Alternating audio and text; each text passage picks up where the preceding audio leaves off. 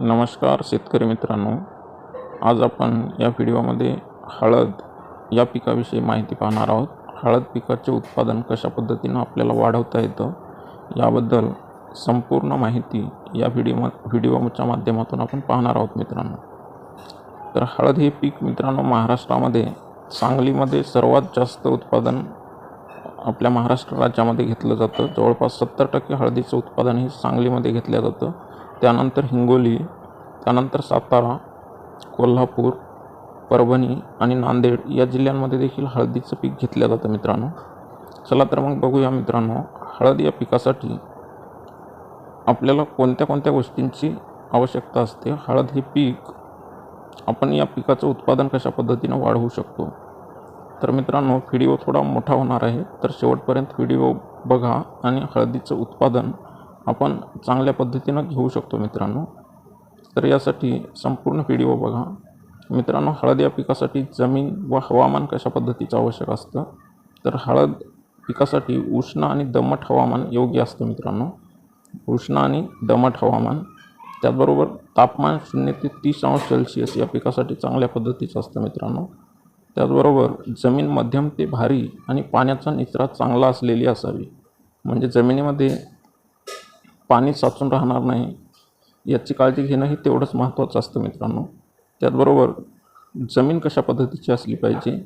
तर मित्रांनो, या हळद या पिकासाठी जमीन ही आपल्याला लाल माती किंवा लाल जमीन या पद्धतीची असेल तरीही आपल्याला चांगल्या पद्धतीनं त्याच्यामध्ये हळदीचं उत्पादन घेता येतं मित्रांनो. त्याचबरोबर हळदीसाठी दुसरी जमीन जी आहे ती आहे काळी जमीन किंवा तिला काळी कसदार जमीन असं आपण म्हणतो. त्याचबरोबर गाळाच्या जमिनीमध्ये देखील चांगल्या पद्धतीची हळद येते मित्रांनो. तर या 3 प्रकारची जमीन असेल तर चांगलं उत्पादन आपण त्यामध्ये घेऊ शकतो मित्रांनो. चला तर मग पुढे बघूया, जमिनीची तयारी आपल्याला कशा पद्धतीनं करायची मित्रांनो. हळद या पिकाच्या वाढीसाठी किंवा चांगलं उत्पादन येण्यासाठी जमिनीची तयारी करत असताना मित्रांनो, जमिनीची खोल नांगरणी उन्हाळ्याच्या दिवसांमध्ये करून घ्यायची.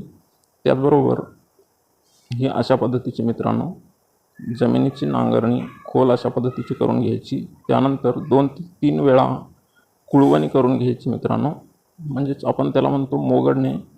तर अशा पद्धतीने या जमिनीला 2 ते 3 वेळा ती कुळवणी करून घ्यायची. त्यानंतर मित्रांनो, त्यामध्ये 8 ते 10 टन शेणखत आपल्याला मिसळायचं. त्याचबरोबर हेक्टरी आणि त्यानंतर मित्रांनो, सरी किंवा वरंबा पद्धत ही हळदीच्या उत्पादनासाठी खूप योग्य आणि चांगली अशा पद्धतीची ही पद्धत आपण मानतो. तर सरी किंवा वरंबा हे पूर्ण केल्याच्या नंतर जमिनीची चांगल्या प्रकारे मशागत करून त्यामध्ये शेणखत मिसळल्याच्या नंतर सरी किंवा वरंबा, ज्याला आपण बेडसुद्धा असं म्हणतो, तर ती बेड मारून घ्यायची. आणि त्यानंतर मित्रांनो, आपल्याला जे बियाणं लागतं तर ते बियाणं देखील खूप महत्त्वाचं असतं मित्रांनो. बियाणं आपण कशा पद्धतीचं निवडतो यावरही बऱ्याचशा गोष्टी अवलंबून असतात. तर आपण बियाणे निवड करत असताना मित्रांनो, त्या चांगल्या बियाणाची निवड करून निरोगी आणि रोगमुक्त गाठी अशा पद्धतीच्या आपल्याला निवडायच्या. त्यानंतर बियाणं हे 20 ते 25 क्विंटल प्रति हेक्टरी या प्रमाणामध्ये आपण बियाणं वापरायचे मित्रांनो. हेक्टर म्हणजे जवळपास 2-2.5 एकरसाठी 20 ते 25 क्विंटल बियाणं आपल्याला लागतं. आणि लागवडीपूर्वी बियाण्याची बुरशीनाशक किंवा ट्रायकोड्रामाने त्याची प्रक्रिया करणं हेही तितकंच महत्त्वाचं असतं मित्रांनो. त्यामुळं त्या हळदीच्या बियाणाला बुरशी लागणार नाही याची काळजी आपण लागवड करण्याच्या अगोदर करायची आहे मित्रांनो. तर त्या अगोदर बुरशीनाशक त्याचबरोबर ट्रायकोडर्मा याच्या मदतीनं आपण त्या बियाणाला चांगल्या पद्धतीनं त्याची बेणे प्रक्रिया करू शकतो मित्रांनो. चला तर मग पुढे बघूया मित्रांनो. या ठिकाणी एक छोटीशी परंतु महत्त्वाची सूचना आहे मित्रांनो. आपण या चॅनलवरती नवीन असाल तर या चॅनलला सबस्क्राईब करा मित्रांनो. त्याचबरोबर आपल्या मित्रांनाही हे व्हिडिओ पाठवा. व्हिडिओ आवडत असल्यास व्हिडिओला लाईक करा मित्रांनो आणि आपल्या मित्रांना शेअर करत चला. पुढे बघूया मित्रांनो, आपण वर पाहिलं की जमिनीची मशागत कशा पद्धतीनं करायची, त्याचबरोबर बियाणं कशा पद्धतीनं निवडायचं, बेणे प्रक्रिया कशा पद्धतीनं करायची आणि त्यानंतर येते ती म्हणजेच लागवड पद्धत मित्रांनो. तर ही लागवड पद्धतही खूप महत्त्वाची आहे मित्रांनो. तर हळदीची लागवड मित्रांनो जून महिन्यामध्ये जेव्हा पावसाळा चांगला सुरुवात होतो त्यानंतरच आपल्याला ही लागवड करायची मित्रांनो। पाऊस जर चांगला झालेला नसेल तर आपल्याला पाऊस पडण्याची वाट बघायची मित्रांनो, गडबड नाही हे करायची। चांगला पाऊस झाल्याच्या नंतर आपल्याला लागवडीसाठी सुरुवात करायची। आणि ही लागवड करत असताना मित्रांनो ओळीतील अंतर जे आहे ते 30 ते 45 सेंटीमीटर असे एवढं आपल्याला 2 ओळींमधलं अंतर ठेवायचे मित्रांनो। किती 30 ते 45 सेंटीमीटर एवढं अंतर आपल्याला ठेवायचं आहे। झाडातील अंतर हे 20 ते 25 सेंटीमीटर आपल्याला ठेवायचं मित्रांनो।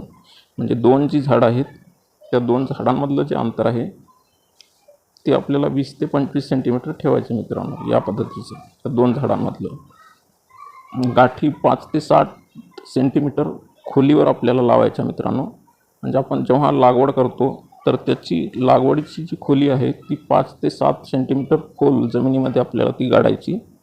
त्यानंतर जी 2 झाडं आहेत मित्रांनो त्या 2 झाडांमधलं अंतर आपल्याला ठेवायचे 20 ते 25 सेंटीमीटर मित्रांनो। किती 2 झाडांमधलं अंतर 20 ते 25 सेंटीमीटर या पद्धतीचं हे आपल्याला या ठिकाणी लक्षात ठेवायचं मित्रांनो लागवड करत असताना। चला तर मग पुढे बघूया मित्रांनो। योग्य अंतर व खोली ठेवल्याने चांगली वाढ होते आणि उत्पादन चांगल्या पद्धतीचं वाढतं मित्रांनो। पुढे बघूया मित्रांनो पाण्याचं व्यवस्थापन आपल्याला कशा पद्धतीने करायचं। तर मित्रांनो सुरुवातीला आपल्याला पाणी हे लागवडीनंतर खूप कमी प्रमाणामध्ये पाणी द्यायचं। त्यानंतर फुलधारणा व वाढीच्या काळामध्ये नियमित आपल्याला पाणी द्यायचं मित्रांनो। सुरुवातीच्या काळामध्ये या पद्धतीनं कमी पाणी आपल्याला द्यायचं मित्रांनो।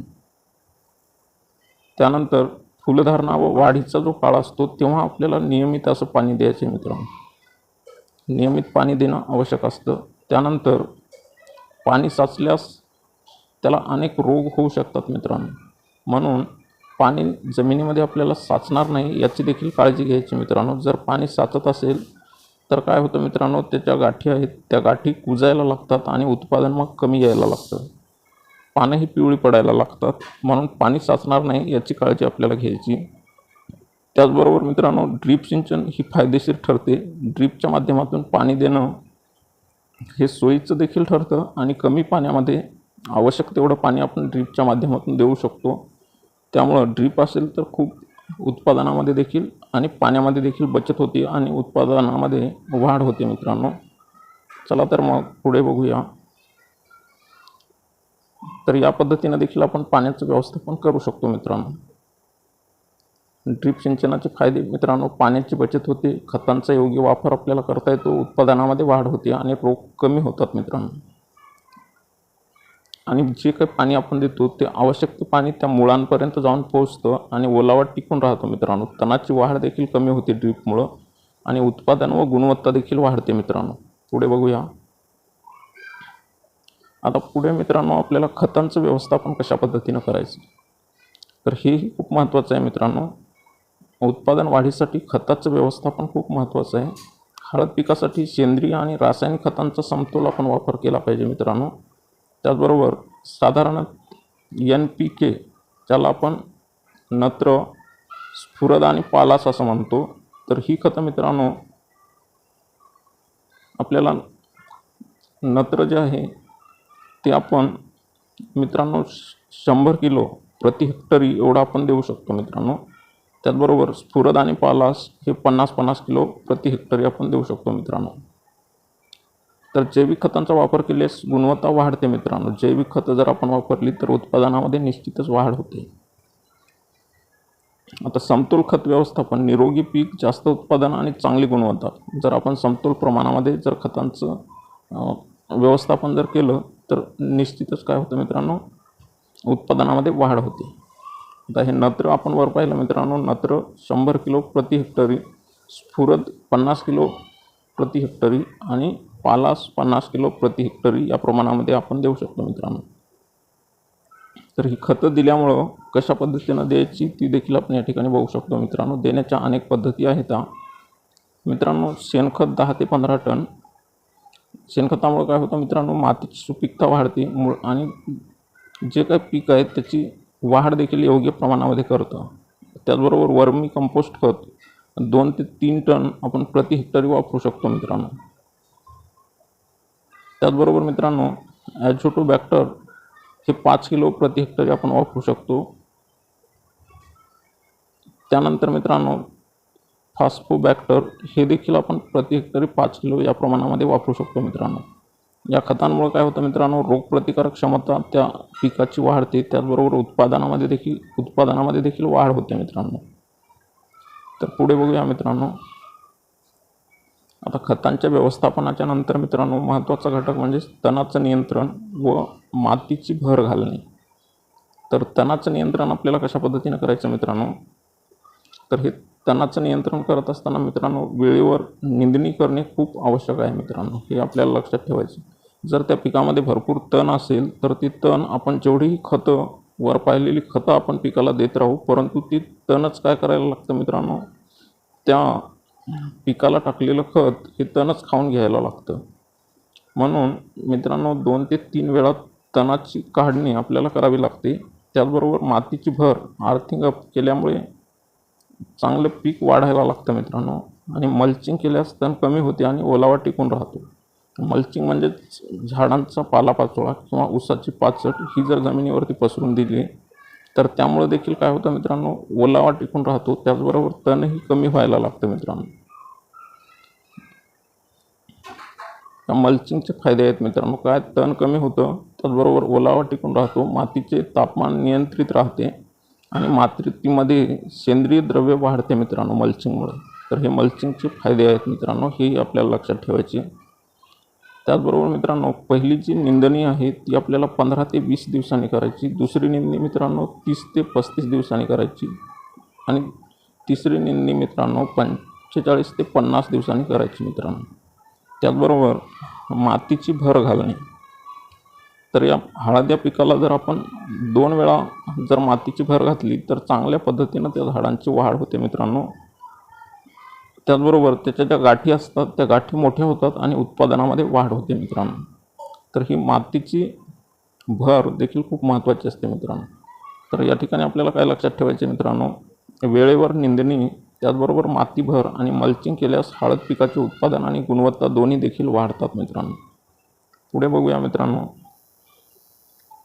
आता आपण पाहिलं मित्रांनो खताचं व्यवस्थापन, तणाचं व्यवस्थापन, त्याचबरोबर आता कीड व रोग नियंत्रण हेही खूप महत्त्वाचं आहे मित्रांनो.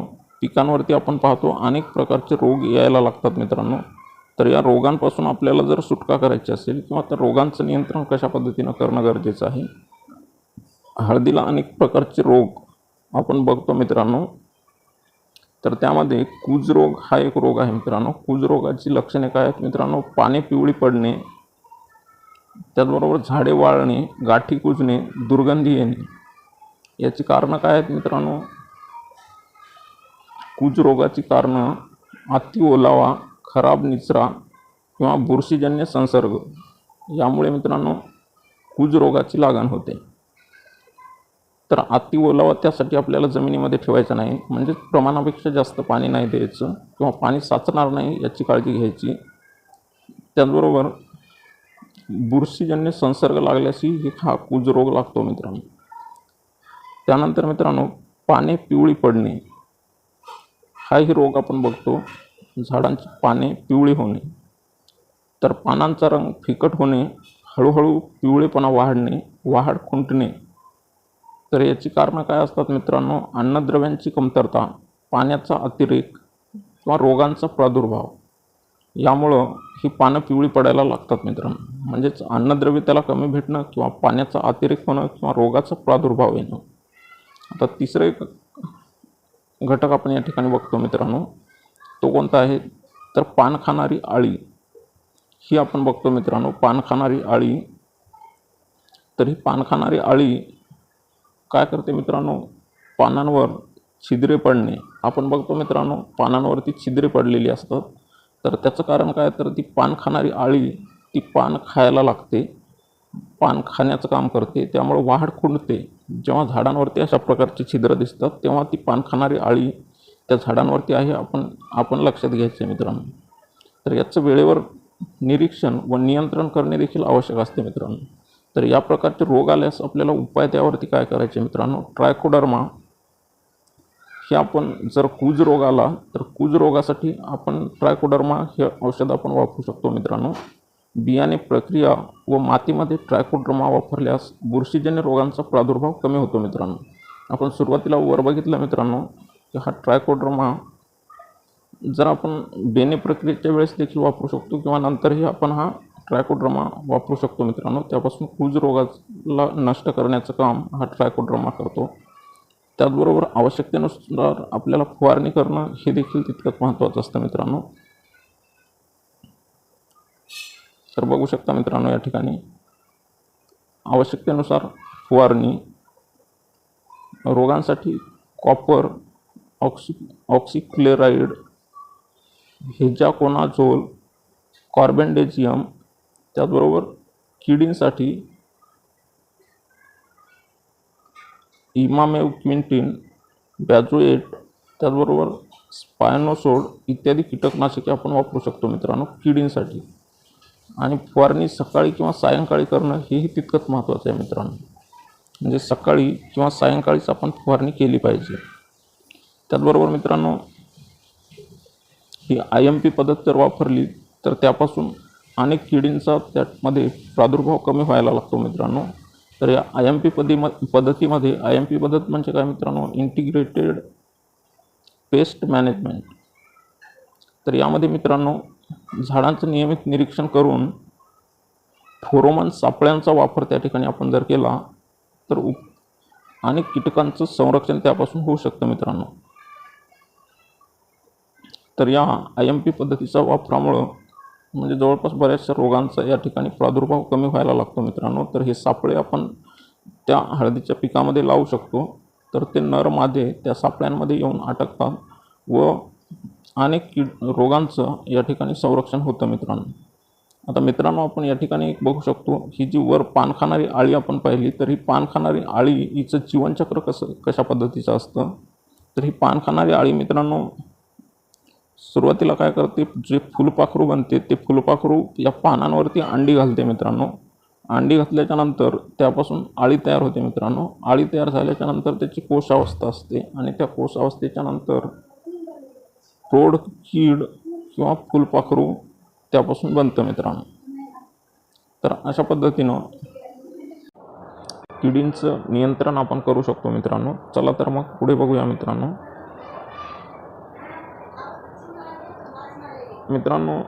किडींच्या नियंत्रणाच्या नंतर मित्रांनो वाढ व्यवस्थापन याचंही काळजी घेणं आपल्याला महत्त्वाचं आहे मित्रांनो. वाढीच्या काळामध्ये सूक्ष्म अन्नद्रव्ये फवारणी करा. जेव्हा पिकांच्या त्या वाढीचा काळ सुरू होतो तेव्हा मित्रांनो सूक्ष्म अन्नद्रव्याच्या फवारणीमुळे झाडांची वाढ चांगली होते, पाने हिरवीगार राहतात आणि गाठींची वाढ जलद होते मित्रांनो. तर हे आपल्याला या ठिकाणी लक्षात ठेवायचं मित्रांनो. योग्य काळजी घेतल्यास गाठी मोठ्या होतात आणि उत्पादन वाढते मित्रांनो. तर हेही आपल्याला या ठिकाणी लक्षात ठेवायचे मित्रांनो. नियमित काळजी, योग्य खते, पाणी व्यवस्थापन आणि सूक्ष्म अन्नद्रव्यांची फवारणी केल्यास उत्पादन लक्षणीय वाढ होते मित्रांनो. निरोगी वाढ, मोठ्या गाठी, जास्त उत्पादन, जास्त नफा. तर हे आपल्याला याचं सूत्र लक्षात घ्यायचं मित्रांनो. त्याचबरोबर सूक्ष्म अन्नद्रव्य फवारणीचे फायदे काय काय होतात हे आपण या ठिकाणी बघूया मित्रांनो. पाने हिरवीगार आणि निरोगी राहतात मित्रांनो. मुळांची वाढ चांगली होते मित्रांनो. झाडांची वाढ वेगाने होते. गाठींचा आकार मोठा होतो. उत्पादनामध्ये वाढ होते मित्रांनो. तर हे सूक्ष्म अन्नद्रव्य फवारणीमधून देखील आपण देऊ शकतो मित्रांनो. आणि जर काळजी नाही घेतली तर काय होतं मित्रांनो, गाठी लहान राहतात व उत्पादनामध्ये घट होते मित्रांनो. त्याचबरोबर जर योग्य वाढ व्यवस्थापन केल्यास गाठी मोठ्या व उत्पादनामध्ये चांगल्या पद्धतीनं वाढ होते मित्रांनो. उत्पादन परिणामी जास्त मिळायला लागतं. तर पुढे बघूया मित्रांनो काढणी. तर काढणी कशा पद्धतीनं आपण करू शकतो मित्रांनो. तर ही काढणी करताना देखील आपल्याला काही गोष्टींची काळजी घ्यायची आहे मित्रांनो. लागवडीनंतर 7 ते 9 महिन्यांनी पाने पिवळी पडल्यावर काढणी करणे आवश्यक असते मित्रांनो. काढणी करताना गाठींचे नुकसान होणार नाही याची काळजी घेणं देखील महत्त्वाचं असतं मित्रांनो. पाने पिवळी अशा पद्धतीची दिसायला लागली की आपल्याला काढणी करायची मित्रांनो. त्याचबरोबर काढणीची पद्धत स्टेप बाय स्टेप आपण या ठिकाणी काढणी करण्यासाठी आता ट्रॅक्टरने बरेचशा ठिकाणी काढणी केल्या जाते. काही ठिकाणी खोदून काढणी केल्या जाते मित्रांनो. पाने पिवळी पडल्यास ची लक्षणे दिसल्याच्यानंतर सावधपणे फावड्याने किंवा खुरप्याने माती सैल करणे, त्याचबरोबर गाठींनाही होणार नाही याची काळजी घेणे देखील महत्त्वाचे आहे मित्रांनो. माती झटकून गाठी वेगळ्या करा, त्याचबरोबर सावलीत वाळवण्यासाठी स्वच्छ जागा ठेवा, हेही तेवढंच महत्त्वाचं आहे मित्रांनो. त्याचबरोबर काळजी घ्यावयाच्या गोष्टी, गाठी तुटणार नाहीत याची काळजी घ्या. ओल्या मातीत काढणी करू नका. काढणीनंतर गाठी स्वच्छ धुवून प्रक्रियेसाठी तयार करा मित्रांनो. तर योग्य वेळी व योग्य पद्धतीने काढणी केल्यास मित्रांनो गाठींची गुणवत्ता चांगली राहते आणि उत्पादन जास्त मिळतं मित्रांनो. पुढे बघूया मित्रांनो हा व्हिडिओ तुम्ही शेवटपर्यंत पाहिल्याबद्दल खूप खूप धन्यवाद मित्रांनो. या पद्धतीनं वर ज्या पूर्ण स्टेप सांगितलेले आहेत त्या पद्धतीनं जर आपण हळद या पिकाची व्यवस्थापन करत गेलो तर निश्चित या उत्पादनामध्ये वाढ पाहायला मिळते मित्रांनो आपल्याला. परत एकदा व्हिडिओ शेवटपर्यंत पाहिल्याबद्दल खूप धन्यवाद. व्हिडिओ आवडल्यास व्हिडिओला लाईक करा मित्रांनो. चॅनल सबस्क्राईब केलं नसेल तर सबस्क्राईब करा आणि आपल्या मित्रांनाही माहिती शेअर करा मित्रांनो. धन्यवाद.